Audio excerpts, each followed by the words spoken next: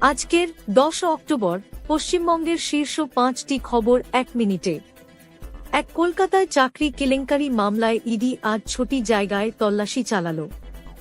2 শিশু মৃত্যুর ঘটনায় মধ্যপ্রদেশে ধরা পড়ায় ঠান্ডাকাশির সিরাপ এখন পশ্চিমবঙ্গে ব্যান। 3 মুখ্যমন্ত্রী মমতা বন্দ্যোপাধ্যায় অভিযোগ করলেন, নির্বাচন কমিশনের আধিকারিকরা রাজ্য সরকারি কর্মীদের ভয় দেখাচ্ছেন। 4 জলপাইগুড়ির বন্যা পরিস্থিতিতে বিজেপি সাংসদ এমএলএর উপর হামলার ঘটনায় পুলিশ 5 অভিযুক্তকে গ্রেপ্তার করেছে। 5 রাজ্যের আইন শৃঙ্খলা ভেঙে পড়েছে বলে রাজ্যপাল রাষ্ট্রপতির সঙ্গে সাক্ষাৎ করে জানালেন। আজকের অফিস বাস্তু tips. Disclaimer, this is for educational purpose only. অফিসের প্রবেশদ্বারের ঠিক সামনে আয়না রাখবেন না, এতে নাকি ইতিবাচক শক্তি বাইরে চলে যায়। আপনি প্রতিদিন রাত 8টা পর্যন্ত এই খবরটি পাবেন।